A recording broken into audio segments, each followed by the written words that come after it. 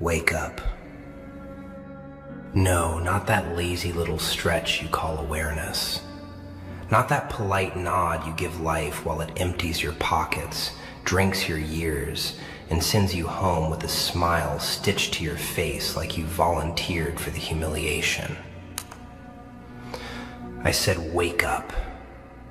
Wake up. Because you have been sleepwalking through disrespect, through delay, through excuses, through fake love, fake loyalty, fake concern, fake opportunity, fake patience, fake, I'm doing this for your own good, poison dressed like advice. And the ugliest part? You help them.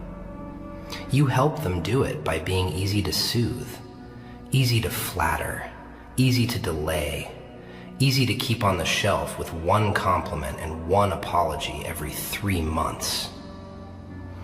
You keep calling it bad luck. No.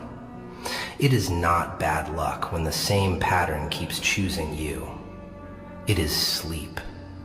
It is emotional laziness. It is spiritual dullness. It is you refusing to look directly at what people do because what they do is uglier than what they say. A father says he cares, but he only speaks softly when others are watching. A friend laughs with you, then goes silent when you succeed.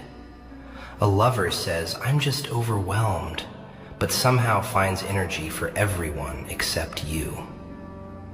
You felt that. You knew that. You swallowed that truth because facing it would have cost you comfort. So let this be cruel enough to help you. Your life is being shaped by what you keep excusing.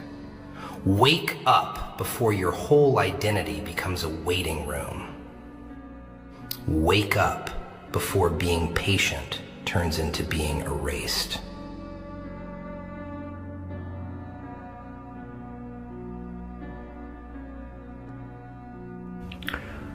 First, stop confusing familiarity with safety.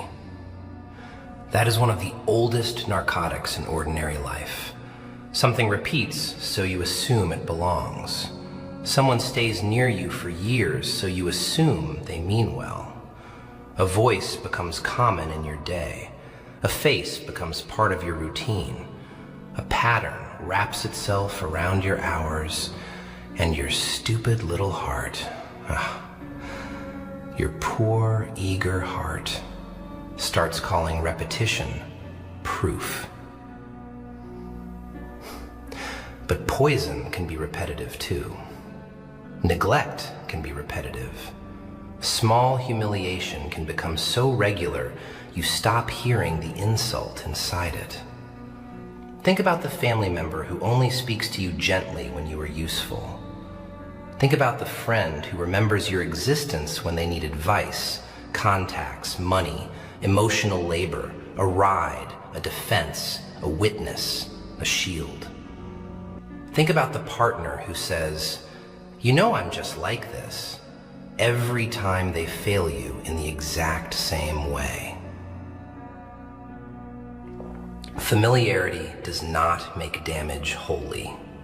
Duration does not make disrespect loyal. A prison can become familiar. That does not make it home. Some of you grew so used to being interrupted, dismissed, delayed, and emotionally underfed that calm attention now feels suspicious to you. Isn't that disgusting? Isn't that sad? When someone answers clearly, you think they must want something. When someone is actually consistent, you wait for the mask to slip. Because chaos trained your nervous system to call confusion love. So wake up there first, not to other people, to your own adaptation to mistreatment. Your tolerance is not always strength. Sometimes it is injury with good manners. Learn to ask, Does this feel familiar because it is right, or because I have been hurt here before?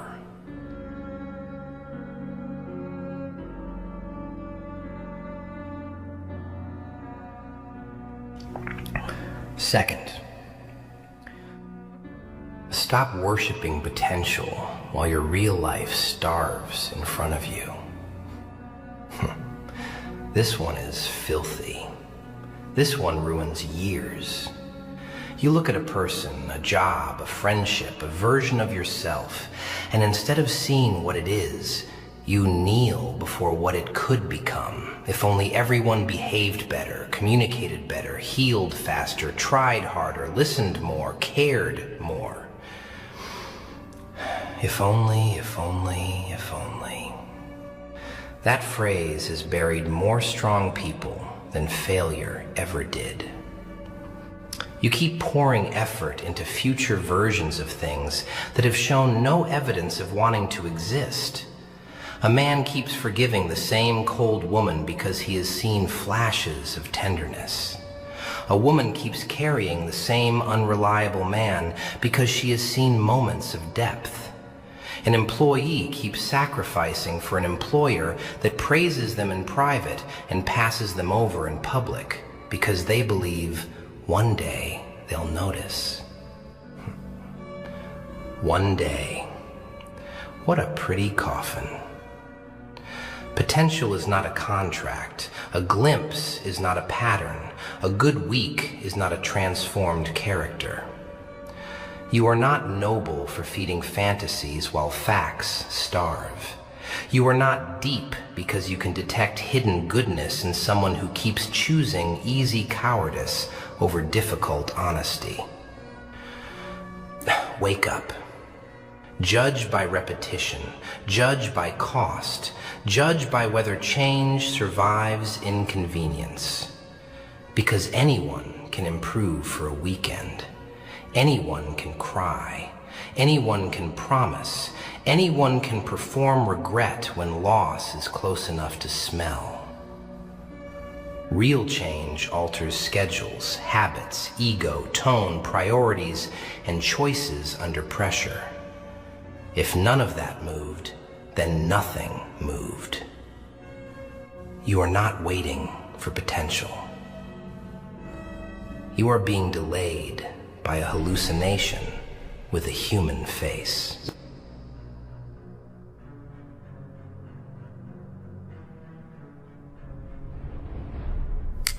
Third, stop making yourself smaller just to remain digestible to people who are never going to celebrate your fullness anyway.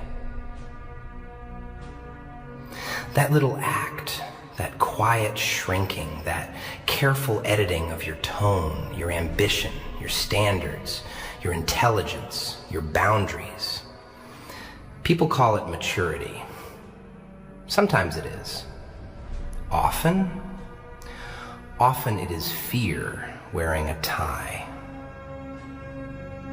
You know the scene. You speak with confidence once, and the room stiffens. You draw one clear boundary, and suddenly you are difficult.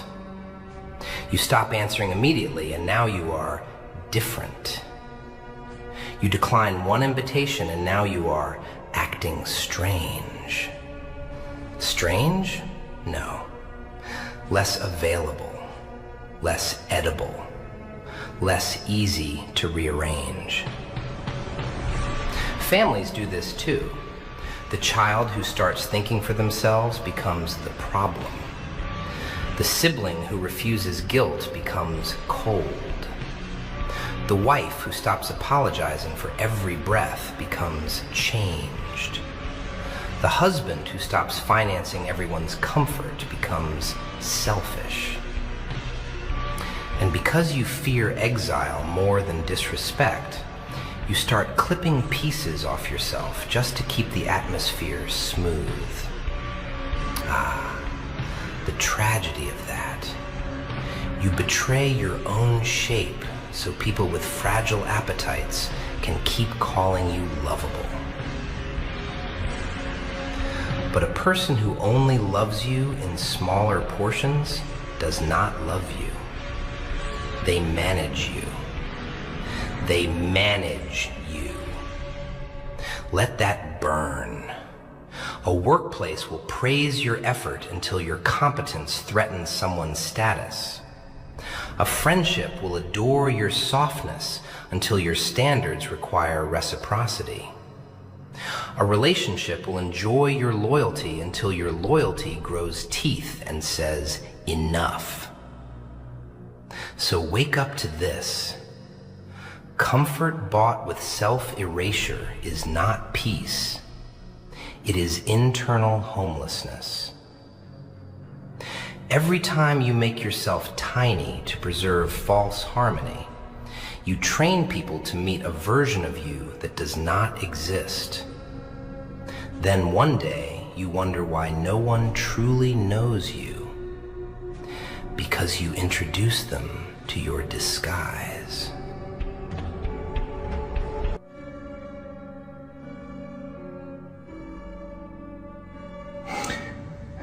Fourth,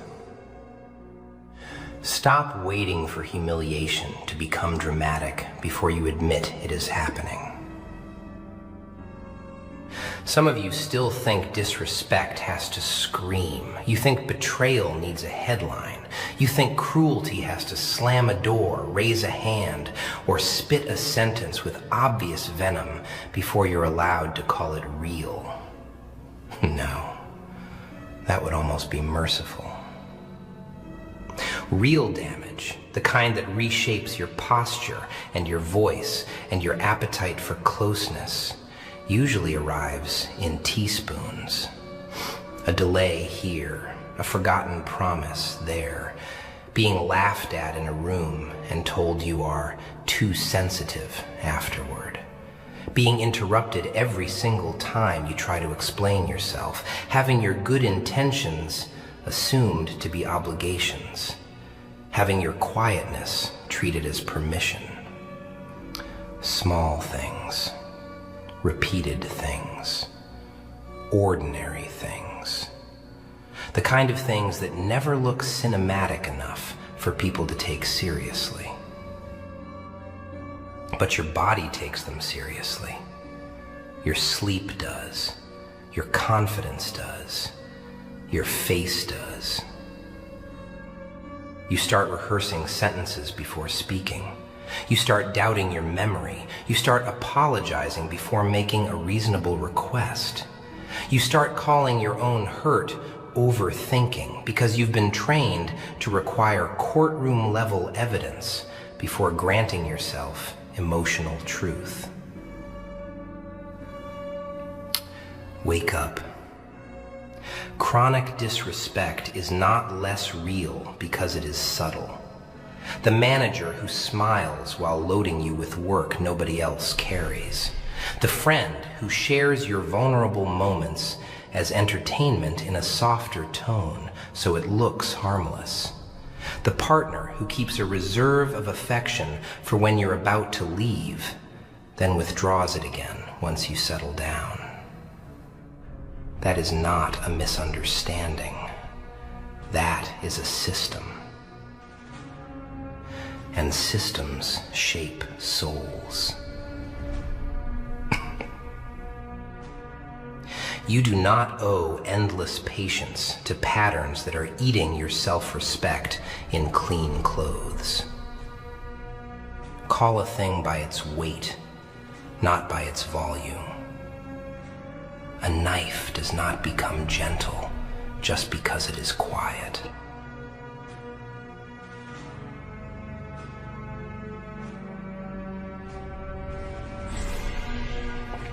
Fifth, stop letting people rent space in your mind without paying in truth. This one. This one is ugly because it happens in silence. Nobody sees it, so nobody rescues you from it. A conversation ends, but not for you. A look, a sentence, a cold reply, an unanswered message, a change in tone, a public slight dressed like a joke. It keeps echoing. You replay.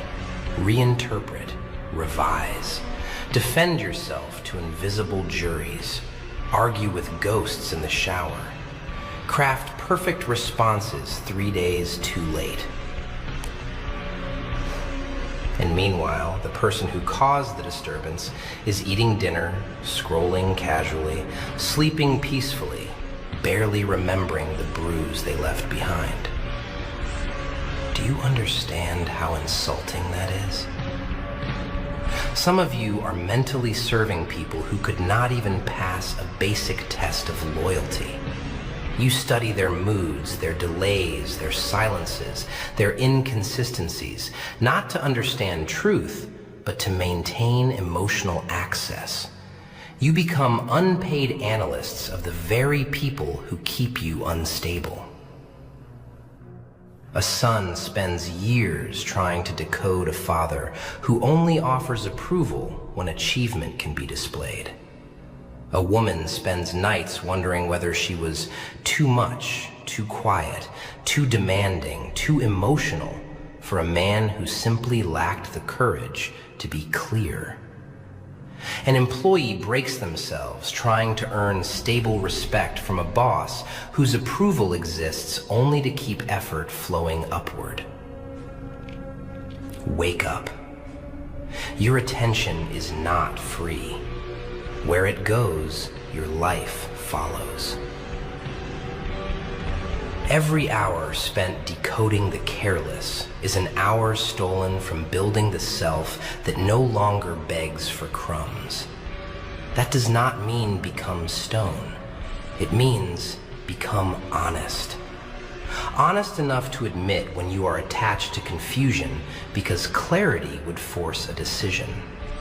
Honest enough to see when your mind keeps returning to a person, not because they are profound, but because they are unresolved. And unresolved things have a nasty perfume, don't they? They smell like hope and nausea at the same time. So put rules on your mental door. Not everyone who wounded you deserves a permanent seat in your thought life. Not every silence deserves interpretation. Not every mixed signal deserves poetry. Some people should be understood once and then left outside. Because if your mind becomes a hotel for the insincere, your peace will live like a beggar in its own house.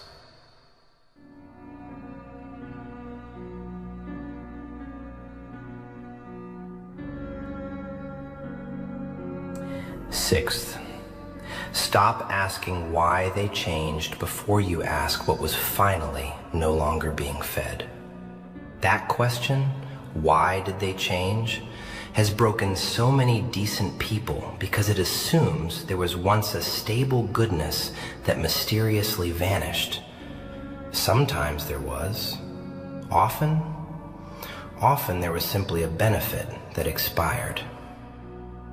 When your energy was high, when your attention was easy, when your admiration was available, when your forgiveness was generous, when your boundaries were weak, when your usefulness was fresh, people could afford warmth. Warmth is cheap when it is profitable.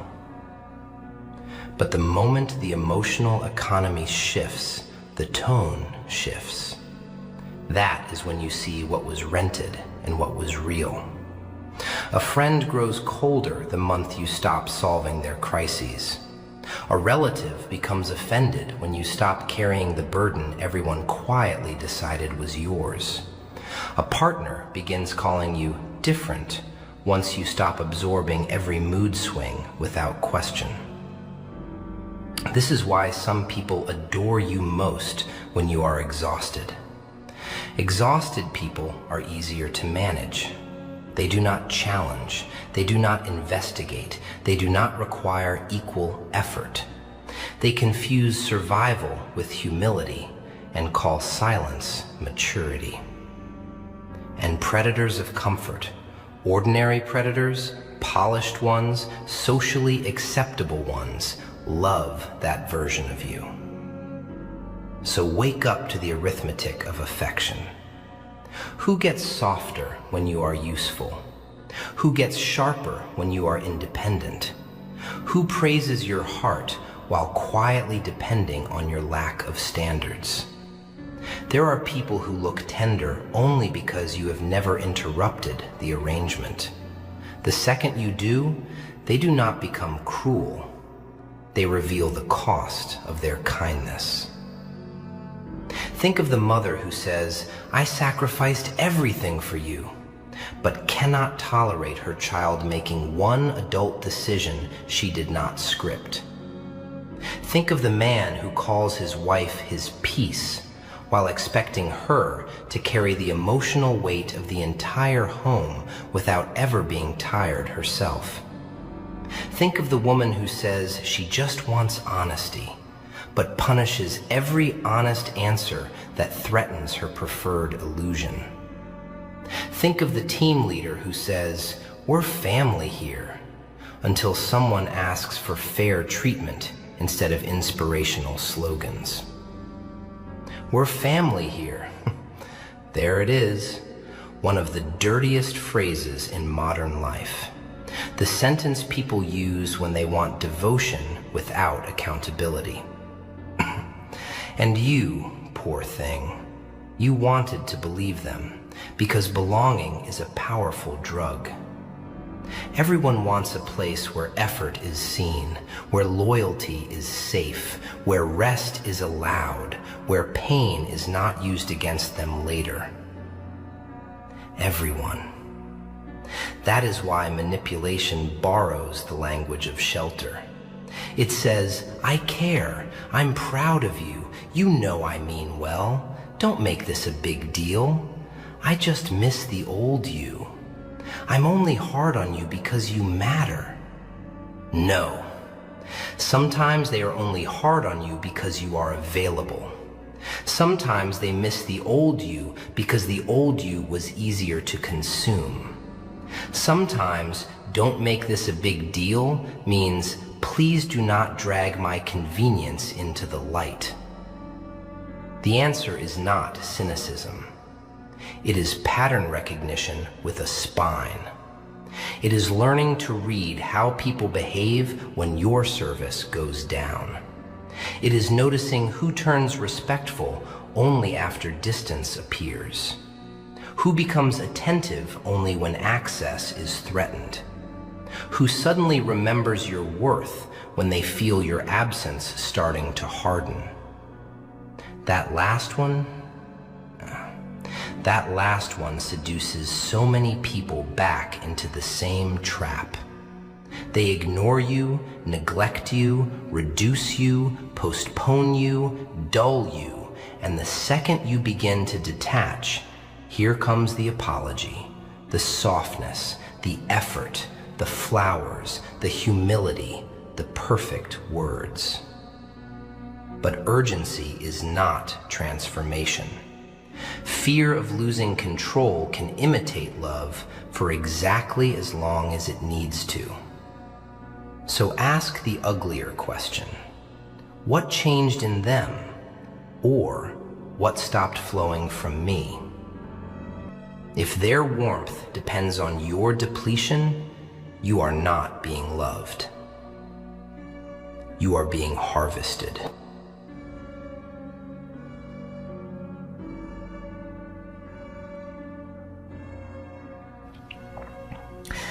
Seventh, stop romanticizing how much pain you can carry without collapsing, as if endurance by itself is a personality.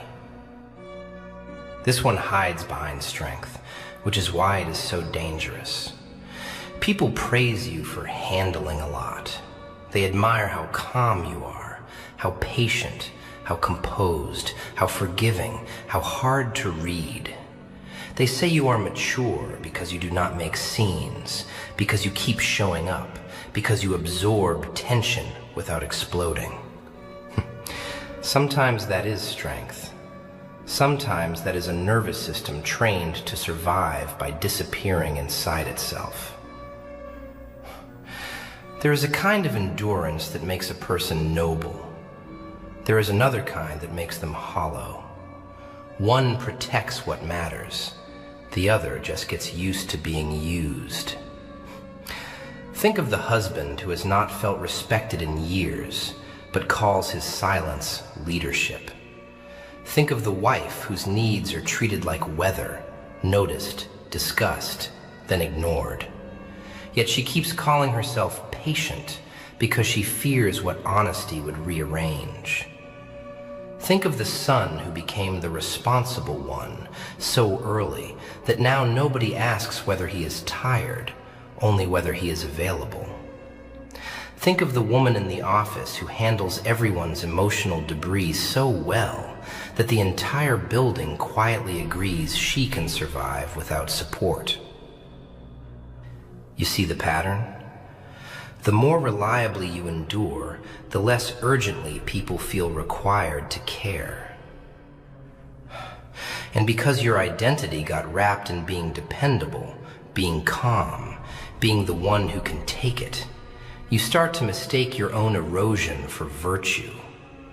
You become proud of how little you ask for. Proud. Proud of starving elegantly. That is almost funny. But not really. Because beneath that polished resilience is often a terrified belief. If I become difficult, if I become visible, if I become needy in any honest human way, I will be left. There it is. The secret religion of overendurance. Abandonment. So you keep carrying pain in ways that look disciplined from far away. You answer gently after being dismissed. You keep serving after being overlooked.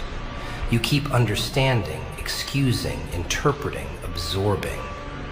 You tell yourself everyone has wounds, everyone is trying, everyone is stressed, everyone means well deep down. Maybe, maybe not. But even if they are wounded, your job is not to become the mattress beneath every falling body. Wake up. Strength is not measured by how long you can function while unloved correctly.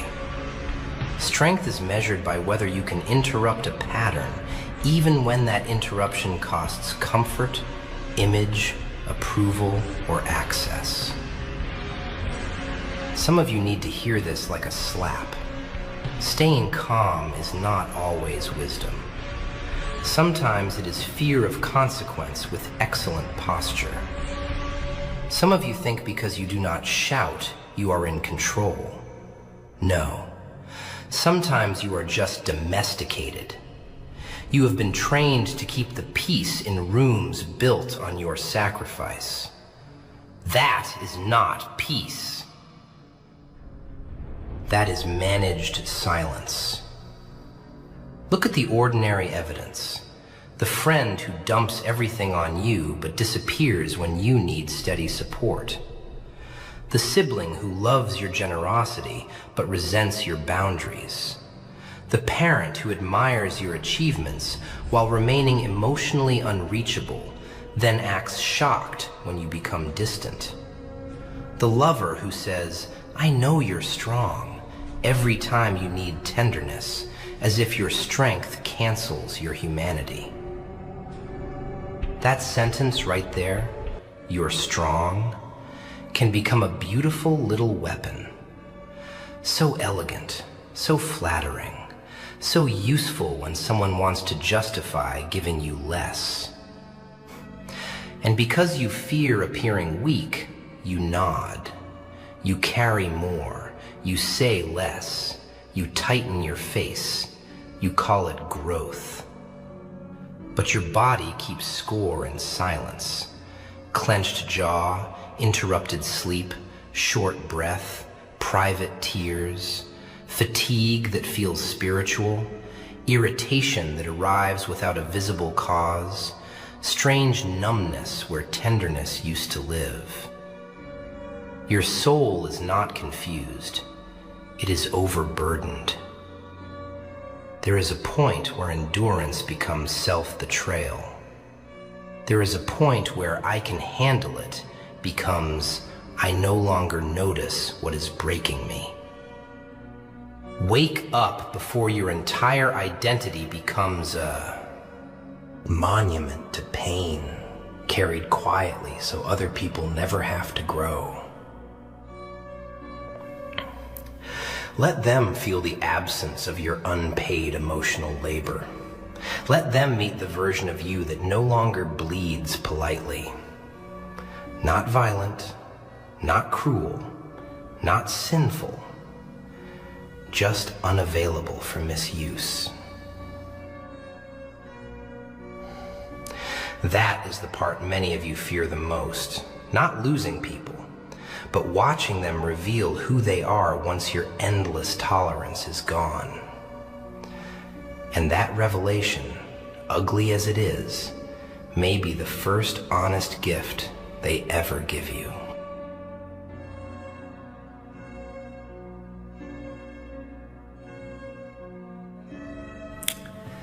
Eighth, stop confusing emotional intensity with depth. This one has trapped more hungry hearts than lies ever did. Because intensity feels holy. It feels rare. It feels like proof. A person speaks with urgency, looks at you like they have finally found something real, opens up fast, shares pain early, confesses wounds, says they have never felt this understood, this seen, this safe. And you, poor brilliant fool, you think speed means sincerity. No. Sometimes speed means appetite. Sometimes it means loneliness looking for a room. Sometimes it means a manipulative person has learned that fast intimacy skips the normal questions wise people ask slowly. Depth is not how quickly someone reaches for your soul. Depth is what they do after they touch it. There are people who can cry in front of you on Tuesday and betray your confidence on Friday. There are people who can tell you their childhood story in one sitting and still never develop the discipline to treat you consistently. There are people who confuse being emotionally expressive with being emotionally responsible. A man says, "I've never opened up like this before," then disappears the moment your standards require steadiness. A woman says, "You understand me better than anyone," then weaponizes your softness in the first serious disagreement. A friend shares their darkest season with you, receives your patience, your listening, your prayers, your late-night care, and then mocks your vulnerability later in a group because their ego cannot survive being seen as the weaker one. Intensity can be real and still be immature. Real and still be selfish. Real and still be unfit for trust. That is the part sentimental people hate. They think if the feeling was genuine in the moment, then the person must be good. No. Feelings prove emotion. They do not prove character. Wake up. You must learn to separate heat from structure, fire from foundation. A person may be overwhelmed by you, fascinated by you, moved by you, inspired by you, emotionally lit up by you, and still lack the integrity to protect what they touched. This matters in marriage, in friendship, in work, in family. The boss who praises you passionately in private, but never supports you where it counts.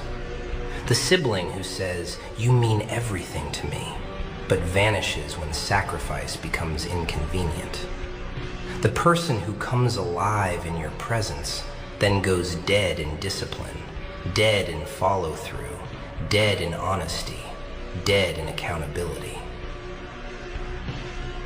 And because you are starving for something real, you treat intensity as water, even when it is only smoke.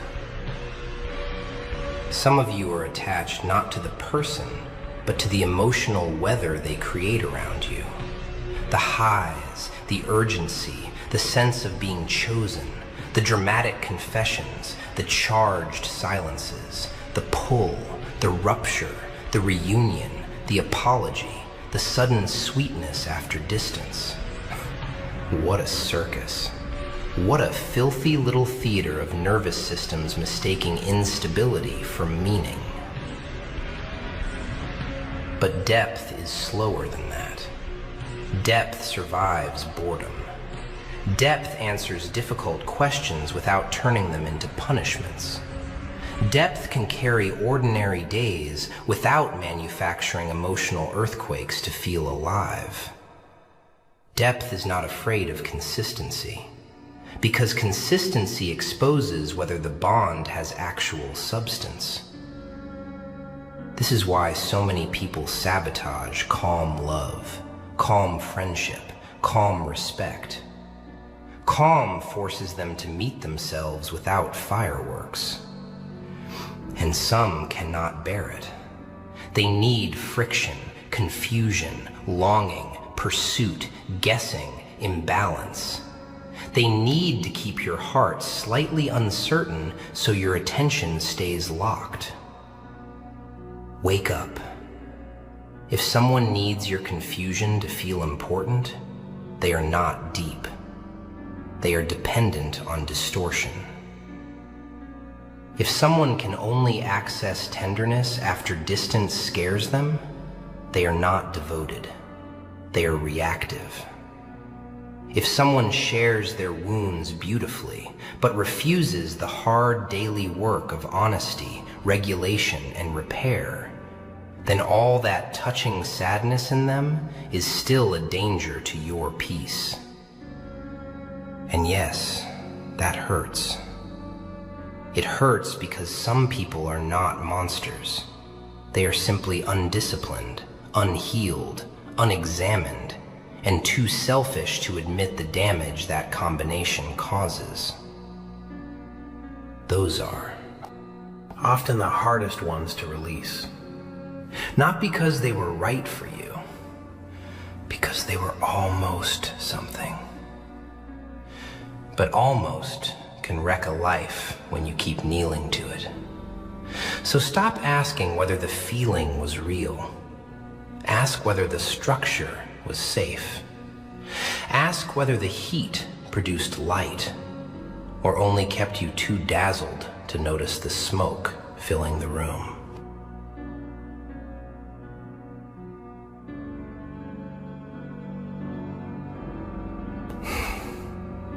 Ninth, stop waiting for everyone to understand your boundary before you enforce it.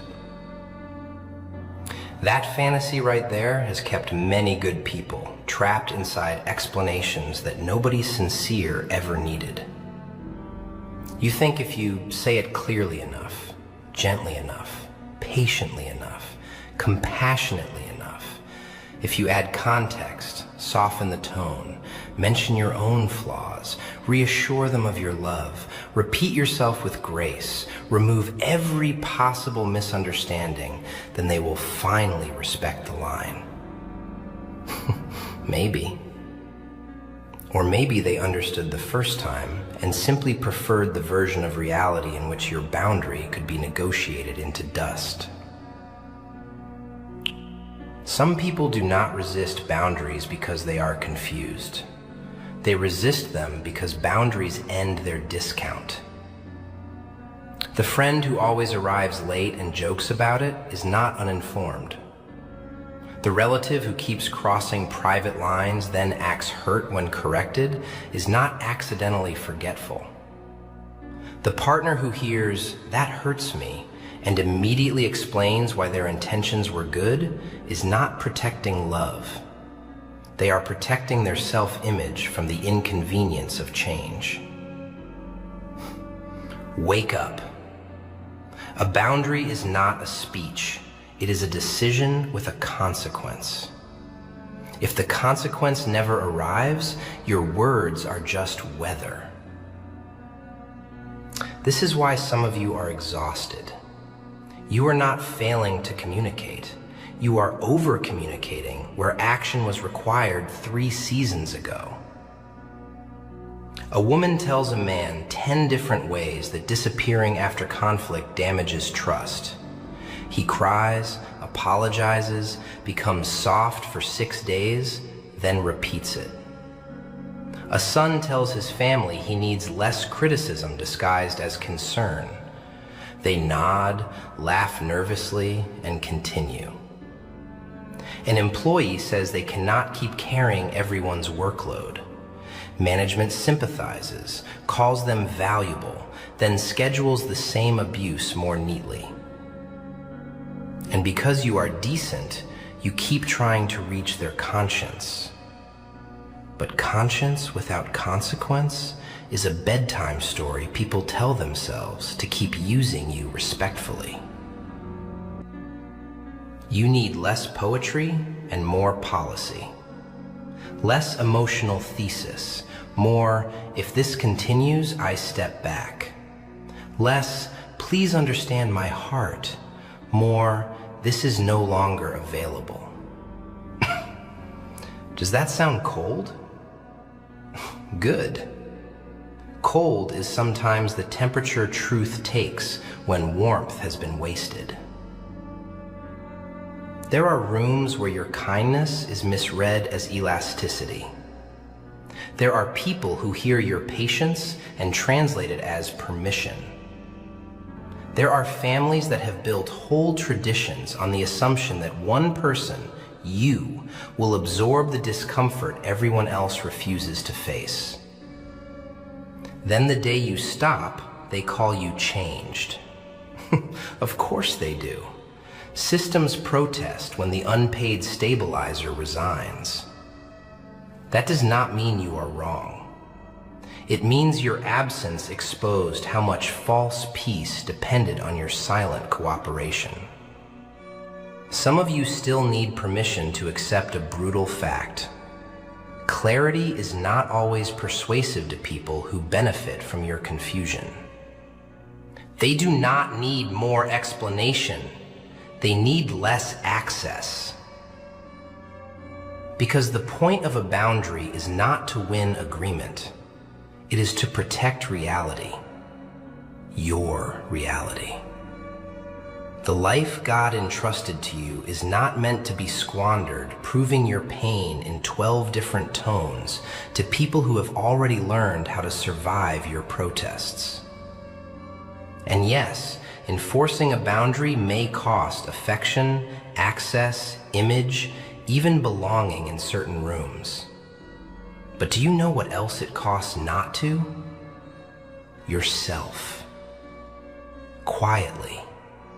Daily. Respectively. That is the part nobody warns you about. You do not only lose time, you lose internal authority. You begin to speak words your own nervous system no longer believes because it has watched you declare limits you never honor. So wake up there. Make your no mean movement. Make your distance mean something. Make your standards visible in the architecture of your availability. Let people discover that you can be compassionate without being reachable for misuse. The ones who respect you will adjust. The ones who needed you porous will accuse. There is your answer.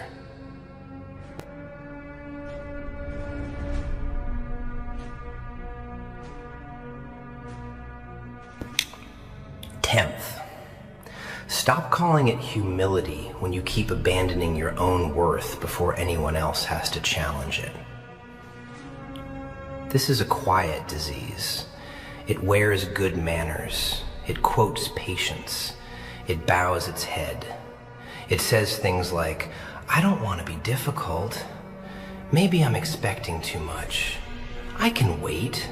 It's fine. They probably didn't mean it. I don't need much. Sometimes that is grace. Sometimes that is fear rehearsed until it sounds holy. True humility does not deny value. It places value correctly.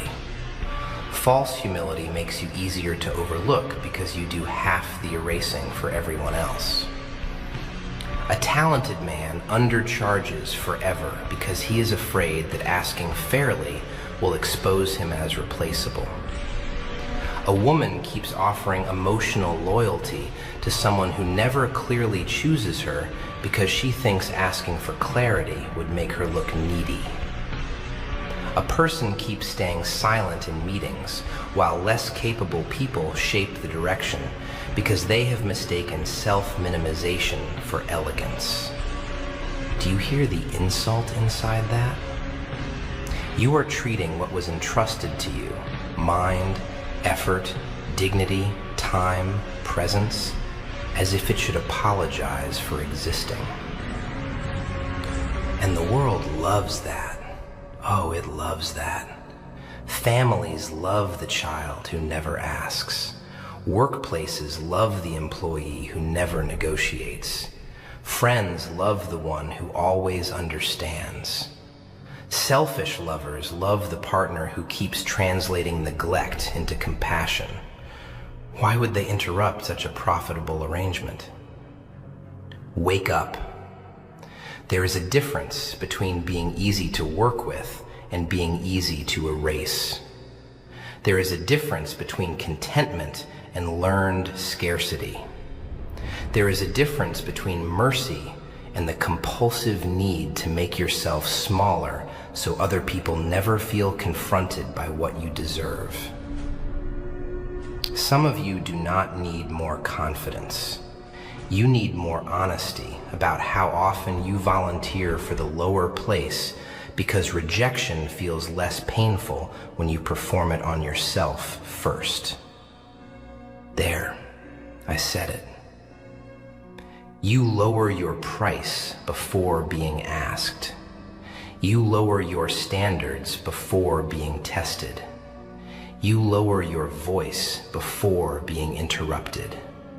You lower your expectations before being disappointed. You reject yourself preemptively and call it wisdom. Why? Because then, when life underfeeds you, it matches the story you already told yourself. It hurts less when the insult feels familiar. This happens in marriages too. One spouse keeps shrinking needs because the other is moody, overworked, emotionally avoidant, or simply selfish. Over time, the shrinking spouse starts calling themselves simple. No, they are adapting to deprivation. It happens in friendship. One person always initiates, always checks in, always forgives, always makes the travel, always closes the gap. Eventually, they stop asking for mutuality and start calling the friendship low maintenance. What a clean little lie. It happens in faith communities, in workplaces, in extended families, anywhere image can cover imbalance. People praise your humility while quietly building expectations around your willingness to accept less. Stop helping them. Stop auditioning for the role of the one who can survive without proper care. You do not become arrogant by naming your worth accurately. You become dangerous to systems that fed on your underestimation. And that danger is healthy, not cruel, healthy. You can remain decent, clean-hearted, and God-conscious without dragging yourself through life like an apology. You can ask directly. You can leave quietly. You can refuse gracefully. You can charge fairly. You can say, "That does not work for me," without writing a tragic novel in the message first. Because humility without self-respect becomes an invitation. An invitation for louder, greedier, more entitled people to write your limits for you. Let them be disappointed by your standards before you become disappointed by your own reflection. Better a few offended people than a whole life spent kneeling to your own diminishment. Wake up. Not to your greatness like some cheap slogan. Wake up to your accountability. You are answerable for what you keep consenting to in the name of being easy. And some of your softness has become consent.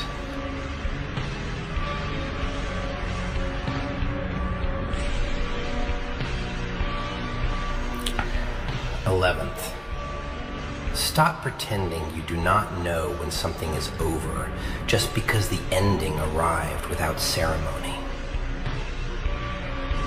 That one cuts deep, doesn't it? Because you were trained to believe endings should announce themselves. You expect a closing speech, a confession, a final betrayal dramatic enough to justify grief. You expect the friend to say, "I do not value this anymore." You expect the partner to admit, "My effort has left the building." You expect the family dynamic to reveal its final shape in one undeniable moment. But most endings rot quietly.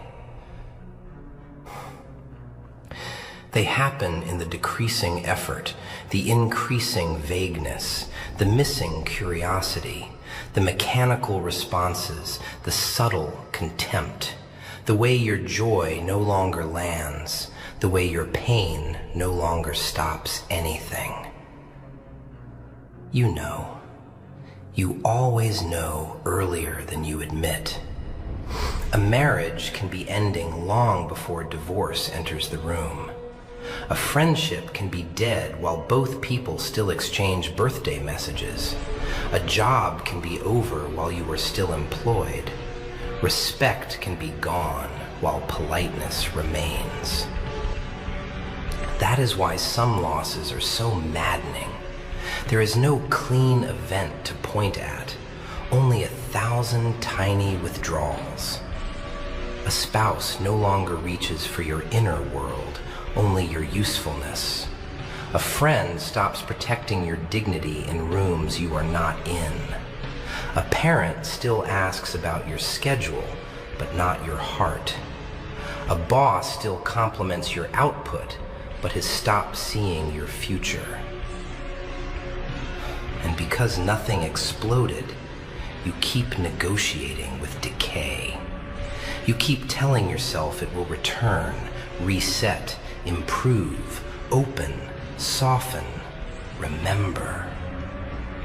Remember. What a painful word. You keep loving the memory of something in the body of something else. That is one of the loneliest experiences a human being can have, continuing to relate to a former reality that no longer exists, while everyone around you benefits from your refusal to acknowledge the funeral. Wake up. Closure is not always given. Sometimes it is taken by the person brave enough to stop arguing with evidence. Evidence does not always scream. Sometimes it yawns. Sometimes it delays. Sometimes it says, "I'm just tired," for the 9th month in a row. Sometimes it performs concern with no behavioral translation. Sometimes it keeps you around in a downgraded role because your presence remains useful even after your value has stopped being cherished. There is a cruel little category of relationship where someone no longer wants you deeply enough to honor you, but still wants you nearby enough to benefit from your loyalty. That arrangement kills souls politely. You need to become a better witness, not a louder victim, not a paranoid judge. A witness. Someone who can look at what has quietly become true without demanding theatrical proof. The friend does not call unless they need. The partner does not repair unless losing access feels imminent. The family system only goes soft when you begin to detach. The workplace praises what it has no intention of rewarding. There. How many signs do you need before your own heart is allowed to stop standing in the doorway? Some of you are exhausted, not because the loss is unclear, but because you keep refusing to let the grief begin. Grief cannot start while fantasy still has legal rights in your mind. End it there, internally, honestly. Let dead things be dead without needing them to stab you on camera first. This does not mean hatred. It does not mean revenge. It means alignment. It means your choices catch up to the truth your body has been whispering for months. Sometimes the holiest thing you can do is stop knocking on a door that has already become a wall.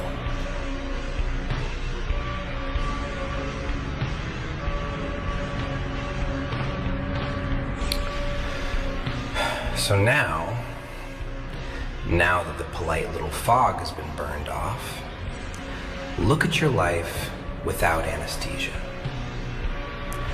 Look at the rooms where you shrink. Look at the people who only soften when distance appears.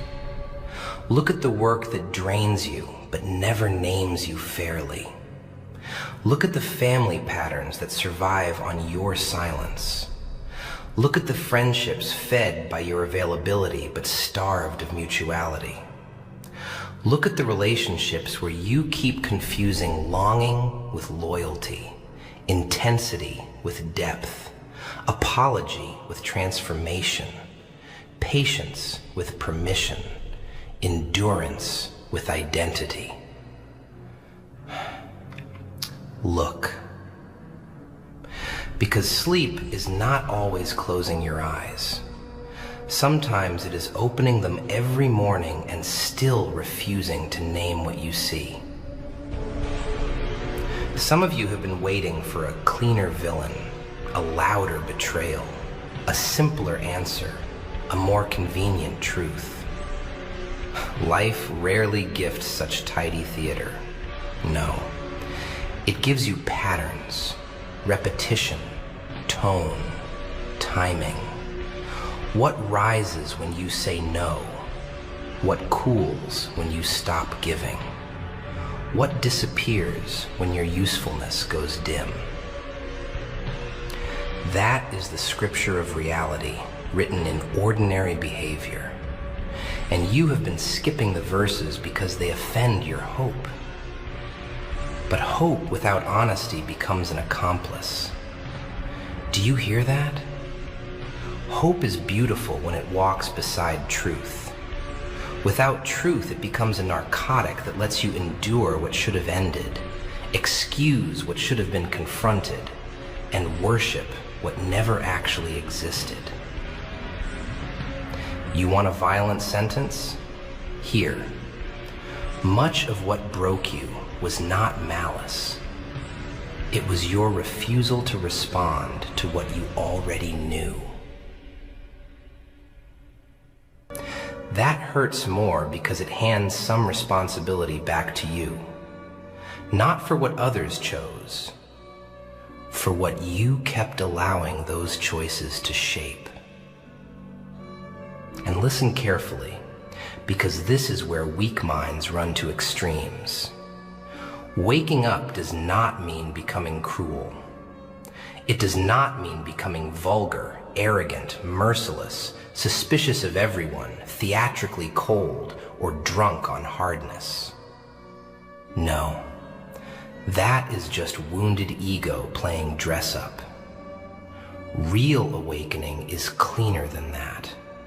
It is disciplined. It is sober. It is the quiet refusal to keep donating your peace to patterns that have already introduced themselves. It is learning to see clearly without hating blindly, to leave without performing, to refuse without degrading, to grieve without crawling back, to speak without begging, to love without dissolving, to forgive without reopening the same wound as if mercy requires stupidity. Mercy does not require stupidity. Write that somewhere your excuses can see it. Some of you still want one final rescue fantasy. Maybe they will change once they lose me. Maybe they will finally understand. Maybe they will feel what I felt. Maybe they will come back with the language, the tears, the clarity, the effort, the humility. Maybe. Maybe they will. But your awakening cannot be built on the timetable of someone else's conscience. If they grow, let them grow. If they regret, let them regret. If they finally understand the cost of how they handled you, let that understanding belong to their account before God and their own soul. Your task is not to supervise their realization. Your task is to stop betraying your own. So when you leave a pattern, leave it fully. Not with your body gone and your mind still kneeling in the ashes, still writing speeches, still checking for signs, still imagining the perfect closure that would finally validate the pain. Stop asking the wound to sign your permission slip. Stop it. Validation is not always delivered by the offender. Sometimes it is delivered by the peace that returns when you stop negotiating with what was poisoning you. That first quiet night, that first morning without dread, that first prayer not interrupted by the same human confusion, that first hour where your chest loosens because no one is currently manipulating your access, your guilt, your tenderness. There is your evidence. Peace is often the receipt. Wake up then, not like a slogan, not like some cheap performance of aggression, not like a wounded actor stomping through life with a louder tone and the same.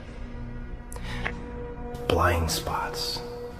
Wake up like a witness.